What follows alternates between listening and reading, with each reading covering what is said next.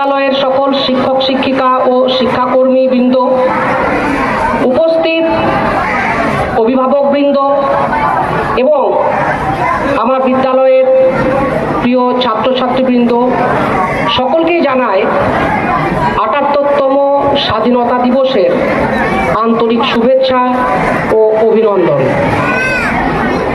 আজ এই বিশেষ দিনে এই বিদ্যালয় প্রাঙ্গণে সকলের সামনে কিছু বলার সুযোগ দেওয়ার জন্য সকলকে জানাই অসংখ্য ধন্যবাদ। আজ 15ই আগস্ট। 15ই আগস্ট আজকের এই দিনটি আমাদের কাছে তথা সকল ভারতবাসীর কাছে অত্যন্ত গুরুত্বপূর্ণ একটি দিন। কেন আমাদের কাছে আজকের দিনটি অত্যন্ত গুরুত্বপূর্ণ?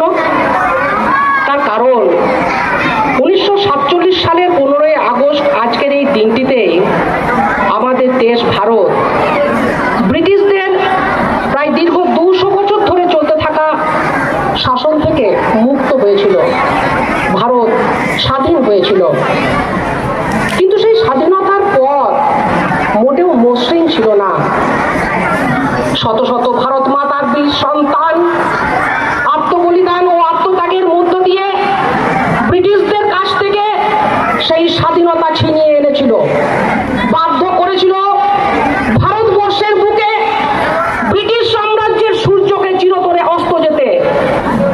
তাই আজকের এই বিশেষ দিনে নেতাজি সুভাষচন্দ্র বসু, মহাত্মা গান্ধী, ভগৎ সিং, ক্ষুদিরাম বসু, মাস্টারদা সূর্য সেন, প্রীতিলতা ওয়াদ্দেদার, মাতঙ্গিনী হাজরা প্রমুখ ভারত মাতার সেই সকল শত শত বীর সন্তানদের চরণে জানায় শত কোটি প্রণাম ও আন্তরিক শ্রদ্ধা।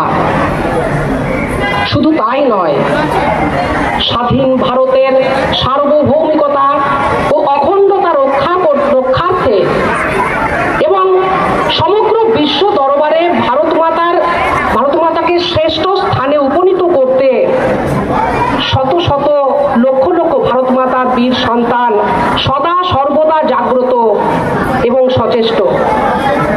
তাই আজকের এই বিশেষ দিনে ভারত মাতার সেই লক্ষ লক্ষ বীর সন্তানদেরও জানাই আন্তরিক শ্রদ্ধা।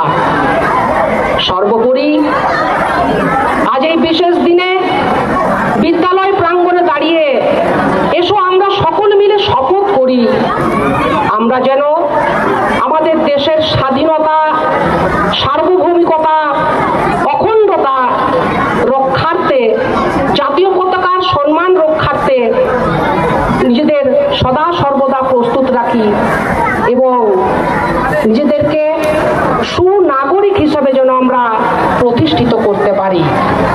ধন্যবাদ। জয় হিন্দ, বন্দে মাতরম।